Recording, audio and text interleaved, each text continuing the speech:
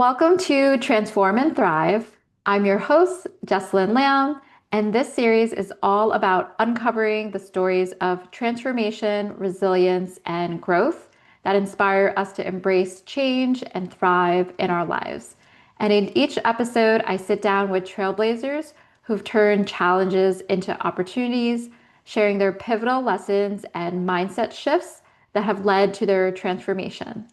Today's guest is Lois Castillo. She's the author of Unbreakable, a Changemaker's Guide, a practical guide offering strategies and frameworks for DEI practitioners to drive organizational change while maintaining personal well-being and resilience. She harnesses over 20 years of successful initiatives and corporate leadership to drive purposely productive cultural transformations within various industries.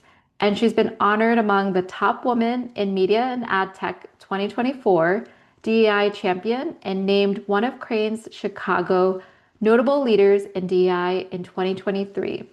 Her work in advertising and tech, along with her personal experiences as a woman of faith, a devoted wife and mother, a disciplined U.S. Army veteran, and a compassionate personal and professional development coach, has enabled her to foster systematic change across multiple fronts and propagate a better and more humane future.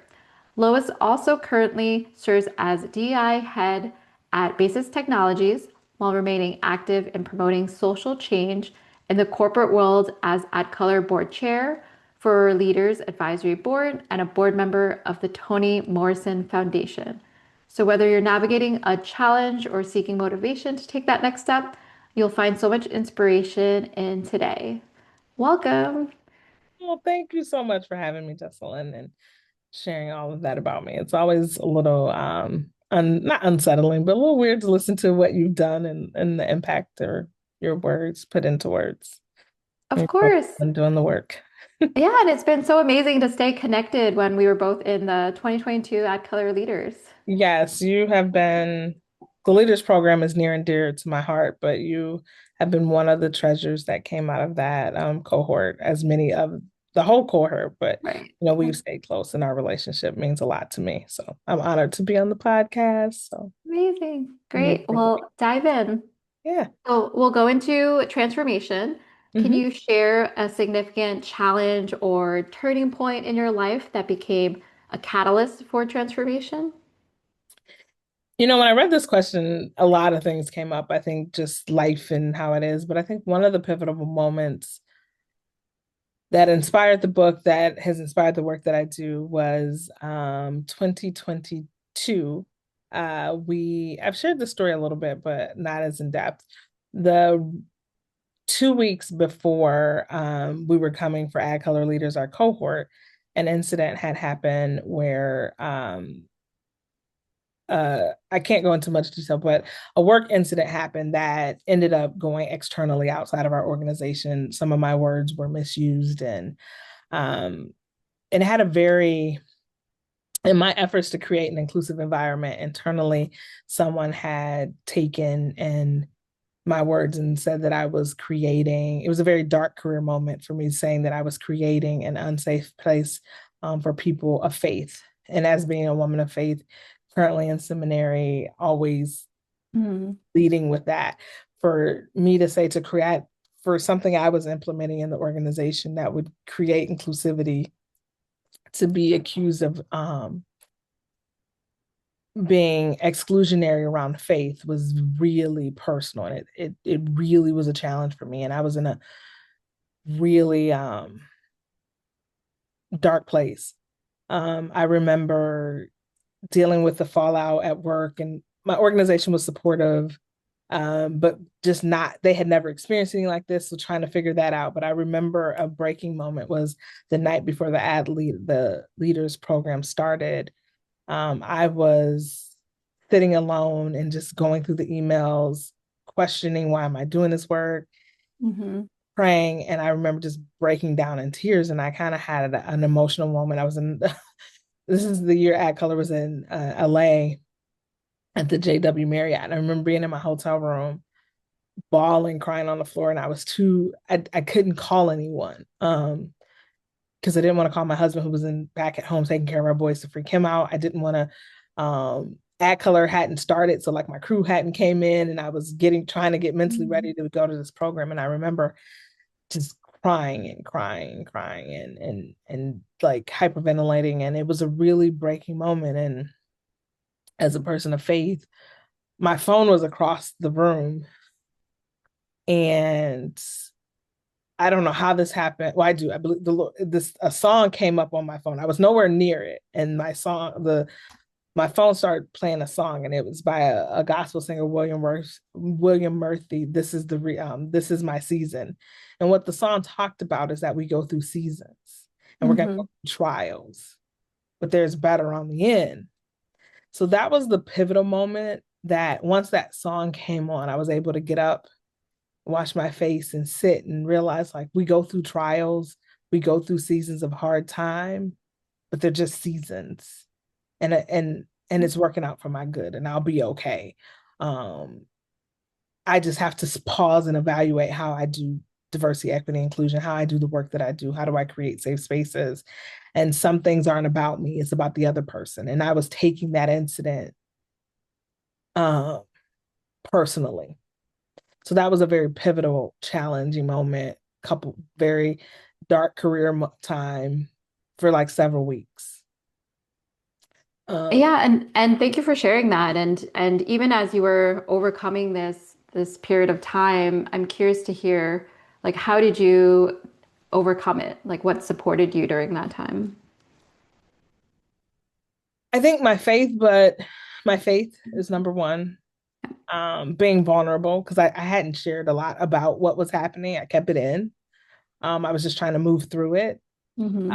ADCOLOR, the leaders, that program, being in the room with 30 amazing other human beings who saw me, poured into me. And that I think that's why I'm such an advocate of that program, the leaders program. I wouldn't be still in this industry because that was the debate in my head. Like, do I leave? Uh, Mm-hmm. my relationships with people I met, um, and prayer. I think for me it was and self-awareness. I had to really take stock of what was triggering me and why did I allow someone else's portrayal of what I was. I knew my intentions of when I was creating this program was not to isolate people, was to bring more people to the table. Um, so I had to reevaluate and not pick up someone else's issue or concern because I knew my intentions were good and the impact it Mm-hmm. was creating was the impact that we needed um, in that.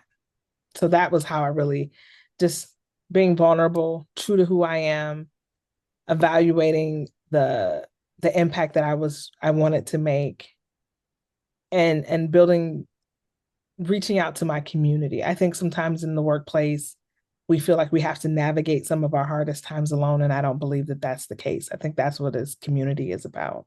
Mm-hmm. Well, and I love that you mentioned self-awareness because that makes me also wonder when it comes to self-awareness and like there's mindset shifts that need to happen. I'm curious what mindset shifts or realizations that helped you continue to move forward and grow from this. I think one of the major shifts for me was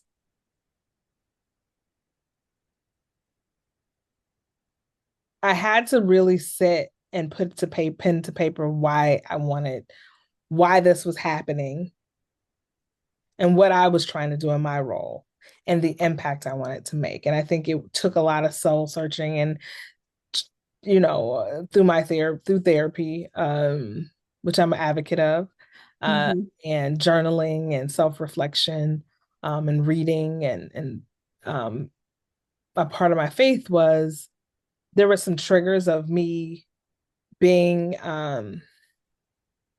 I think when it comes to when someone says you're being exclusionary around faith, which we don't talk around being a spiritually, that was a trigger for me because I try to be very inclusive around people's beliefs.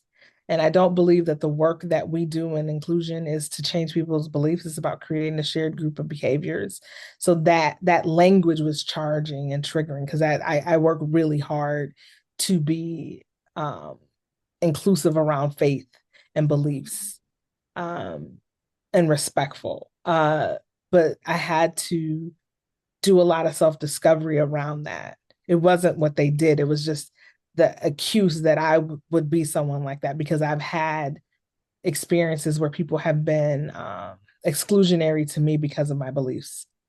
Um, and I don't ever want to create that environment. So it was really around just talking to my therapist, really understanding why I was letting it affect me this way.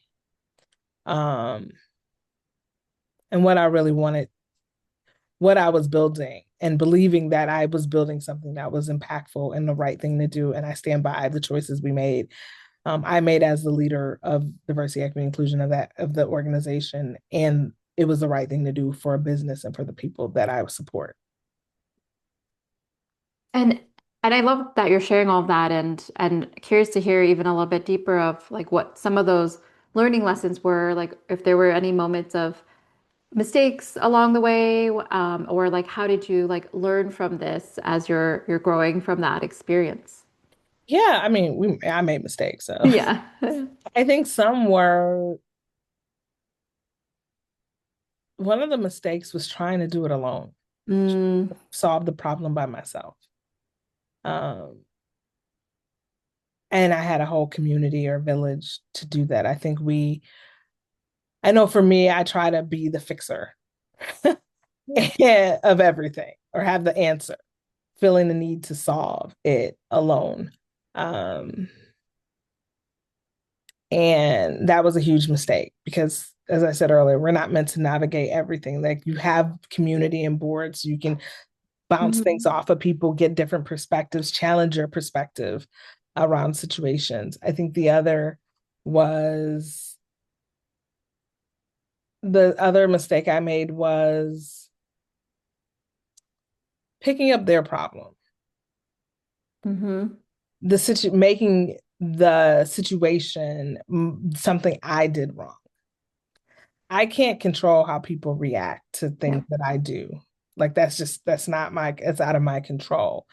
All I can do is be authentically me and truthful and impactful of how I show up and know my intent, and to lead with integrity and not allow somebody's reaction to how I've showed up make me question my motives or integrity when I lead that way. And that was the mistake was I let my insecurities get the best of me. So being Mhm. aware of what your insecurities are, or what are triggers, or I know we like to use, I'm not going to use it because I don't like that term, but like feeling like I wasn't good at my job or something of that nature. That was that person's issues and concerns. It had nothing to do with me. And I had allowed their issues and concerns to impact me in a way that it didn't have to be. Mhm. That's a great lesson because it's also like taking your power back and Yeah. like even that great reminder of not being in control of how other people react. So that's a really great way. And you mentioned a lot about community already, which then does lead me to this question about community to hear like who or what supported you during this transformation. Ooh,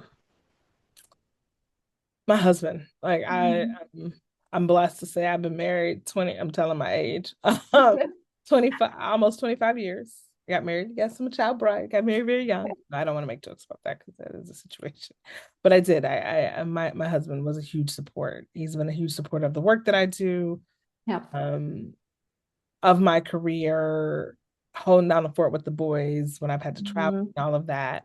Um, like as I mentioned, the crew from the leaders program are, we call ourselves the OG, but even Yep. being on the advisory board, each cohort, I've met um, different folks who've been different moments of my community. I do have a very close knit of folks who are my community. I went to a talk, and not to get religious, but this has been my mantra. I remember someone saying,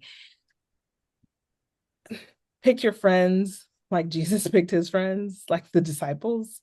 Hmm. I have a very close group of people that I'm very close to. But in that, knowing them and what they are their capacity is, and people that you can pour into that pours into you. So being very intentional around who you have around. I'm not into quantity of friends. I don't need a bunch of followers, a bunch of friends. I'm in the quality, and what is the Mm-hmm. relationship, and is it a mutual give and take? Can we be there for each other? um that is the community. I know people like, oh, have your board of directors or your kitchen table. I have my community, and I have multiple communities. I think sometimes we think we just have Mm-hmm. one. I have a community of people we have the same faith, and we're on this journey of Christianity together. I have my community in, my master's program. I have my Mm-hmm. community at work. I have my community of, women and that. So I think it's around finding, like, not even so necessarily like, but people who have mind, not like minded, but same values, same core, who want to do good in the world is Yeah. what's important to me, and who live with integrity. So that's when I think about community, and the support is finding those folks that support me Yeah. in that. And the biggest thing is having community with self. I think we think, Mm-hmm. oh, I think I am a very strong believer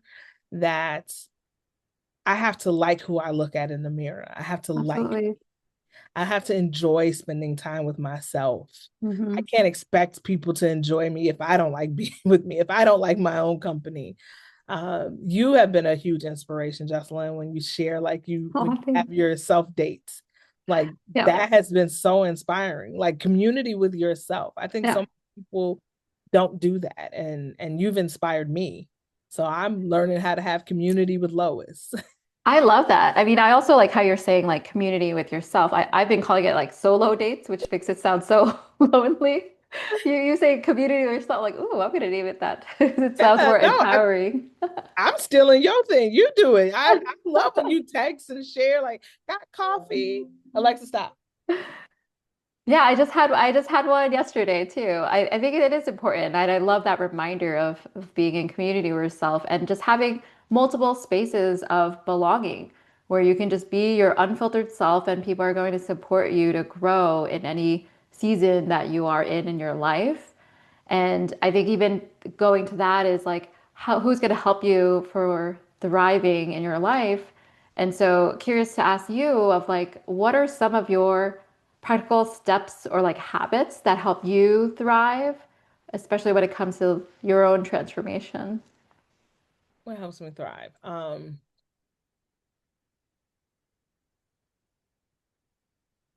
We talked about my community.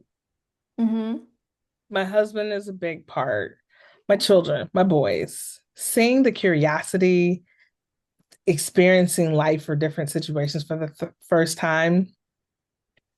Um, their heart of service has been such a huge impact for me for thriving, because I look at, in all the craziness of work or life, the innocence of them and what they want to do.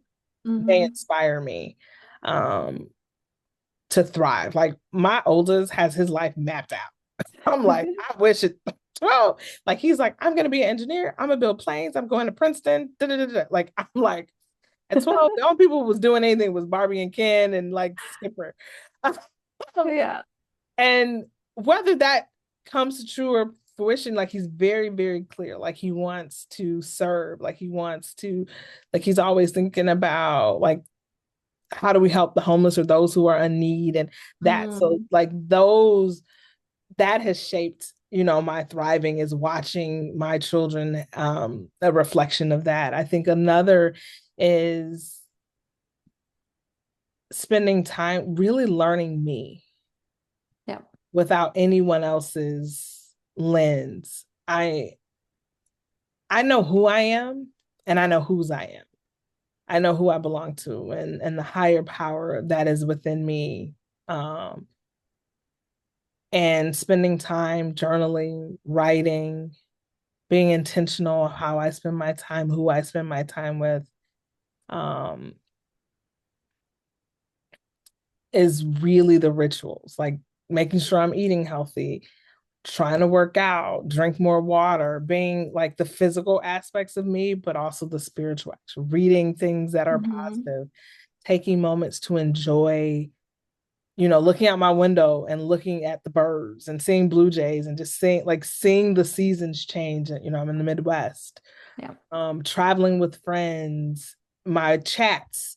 One of the things that has me thriving or practices, I don't respond in one of our chats. There is a chat that Jessalin and I are on that I sit every Sunday after church and I just go through and see all the highlights of everyone who's doing such amazing things and amazing women. And sometimes I just read and just that gives me thriving to see such amazing goodness because the news in the world will continue to remind you that all of the bad. So that Mm-hmm. keeps me thriving is those moments right there. I love that. I mean, thanks for sharing some of those like thriving rituals and habits that you have. I would also love to hear like how you would define thriving. Like, what does thriving mean to you? Oh, I have been like, when I read it, I was like struggling with this question because it's so complex, so simple, but beautiful and complex. I think one Mm-hmm. of the things I think is thriving is having peace and joy. Mm, I think we think about like, I got to be happy, but you can get news and make you sad in the same minutes. Those like something has to be happening to be happy. mm-hmm. But to have peace, peace that everything's going to be okay, peace not to live in chaos. I think you're thriving, you know, when you have a sense of calmness around and clarity around your purpose, the impact Mm-hmm. you want to make. You have people and friends or family that support you and are cheering for you, pouring into you, where you can pour into them. I think that's thriving. Um, I think thriving, I was just talking to someone about like finding resources. Um, Mm-hmm. I think thriving is when you are able to, I don't think it's as monetary as some people like to describe it. For me, it's not about monetary. I think I define thriving that my kids are happy and healthy and enjoy life, Mm-hmm. are open with me and want to spend time. There was a question, someone said, what's the definition of success or thriving? And I took this to heart. It was a millionaire executive, and he said, when my kids come home and want to spend time with me outside of the holiday season and just want to come hang Mm-hmm. out with me. And that to me is a definition of thriving. When people want to be around you and Right. to give them Like any, it's a choice. it's a Mm-hmm. choice to want to be around you. I think that's what Yeah. thriving is. It's when people want to be in your presence Mm-hmm. just because of who you are, not what you can do for them or what you can give them Yep. or what they can take from them. That to me is a definition of thriving. That's so beautiful and 100% even a definition of how I see you living your life. Which leads me to my next question of like how you celebrate yourself, like with everything in your life, like how do you take time to celebrate or acknowledge your own growth and success? Oh, just like nice. It's like a therapy session. This is new. This is such a new thing for me. I don't celebrate. I did not celebrate. Um, keep it a buck. Childhood trauma, not feeling worthy. Word of the day came in is a fear of success, and I would share that. People like, I have a fear of failure. Lois had a fear of success. Lois is doing a lot of therapy and a lot of prayer around this. Is I have always not wanted to share my light or shine because I didn't want to outshine someone else. So I am a person that has struggled with success or um so celebrating myself has been hard. Uh, Mm, so I do little things. And it's not like it's treating myself to something I've wanted and just doing it. Um, saying I'm proud of you has been how just saying it to myself in the mirror. I am proud of you. I'm proud of what you accomplished. I don't want to cry. Like yeah. that took a long time to be able to say that. Hmm. Um, because I'm all about celebrating others and I get mad at my friends when they don't celebrate themselves. Hmm. make it a point to verbally celebrate other people. But for me, just saying the words and sitting with that is how I celebrate. I write myself letters and I mail them to myself when I do Oh, I love celebrate that. so I can get it and Mhm. open it up on a random day. Um, that's how. I would give you a tissue virtually. Yes, no, Okay.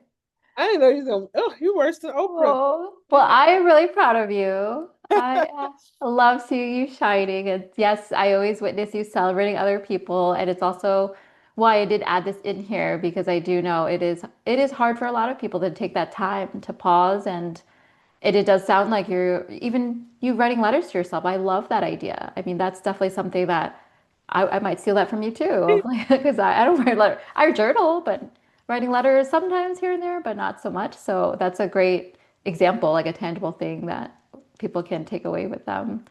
Um, and even speaking of some tangible takeaways of like resources, curious what habits, tools, or like resources help you when it comes to maintaining your own momentum for like growth in your own journey. um, Planning. Um, Hmm. my business. I have two co. Well, I tell people it's like a team that keeps Lois together. So I have my therapist, my spiritual advisors, um, my coaches. I have two coaches. Um, so the book of I think that's one tool, having a really good support system. Hmm. I have our housekeeper, our Yes. house manager team that keeps the house going. Um, and another tool I use is planning. Like we do a family planning. We stole it from a mutual friend where we will sit as a family. Yeah. Q4, we reflect on what we did last year.